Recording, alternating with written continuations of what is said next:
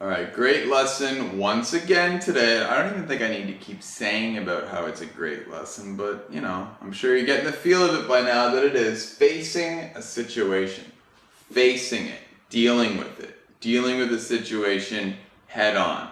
So we're talking about you're not being shy, you're not getting out of the way, you have something's going on, there's some situation, maybe someone wants to fight you, maybe you got to pay money for something. Whatever, there's just some problem, some issue you got to deal with.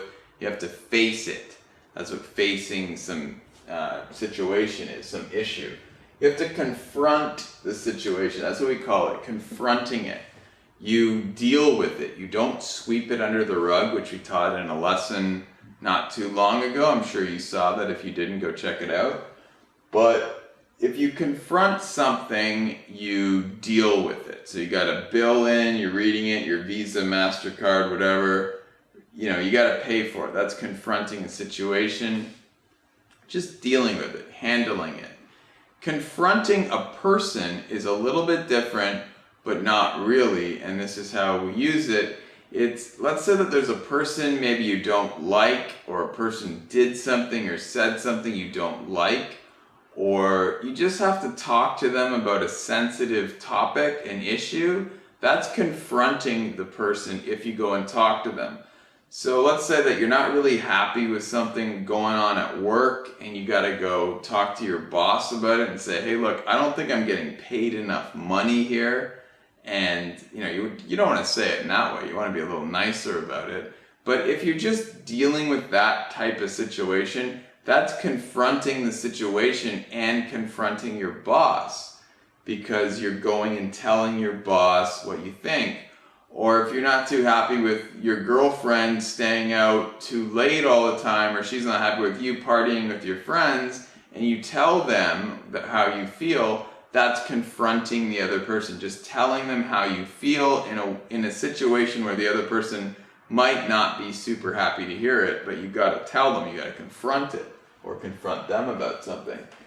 Confrontation is what happens when someone confronts another person.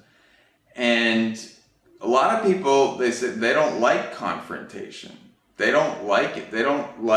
They feel kind of weak in that situation. They feel nervous. They don't feel comfortable because who knows what happens? A fight might break out, or something. Like, imagine two people don't know each other in a bar, right? Everybody's drinking beer, hanging out, and someone says, like, hey, why don't I heard what you guys said over there, I don't like it, and you start getting kind of angry with this group. So you got two groups of drunk guys kind of yelling at each other, and there might be a fight, who knows, or like someone says, hey, are you, I don't know, some people are like this, I don't like these kind of people, but they're like, are you looking at my girlfriend? And they start, getting in that situation where it might cause a physical fight or a big argument. That's confrontation, that type of, when people are confronting each other on an issue they really disagree with. And a lot of people try to avoid confrontation at all costs. I think it's good to do it sometimes, depending on what it is. You want to choose your battles wisely, but you shouldn't be afraid of it all the time. Sometimes it's necessary, but sometimes it's pretty needless as well. So that's what confrontation is. Being upfront with someone is just telling them the truth, telling them the honest truth, whether or not they want to hear it, right away. You tell it to them immediately. That's being very upfront. You're being open, honest, and upfront. So you confront them with stuff they need to know, important things. You're being upfront with them. You're not hiding anything, is the idea. Last one, the reason I put it in red, you'll see in a second, is down front. Okay, you might think it's the opposite of upfront, but it's not. It's a little, I don't know why, I thought it was funny when I was writing the lesson, but it's not that funny.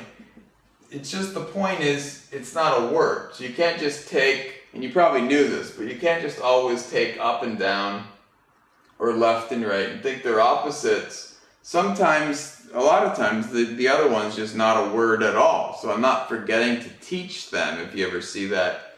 It's just often they're not words. So down front is just not a word at all. It's not the opposite of up front. It's nothing. So don't learn that one. Learn the other three.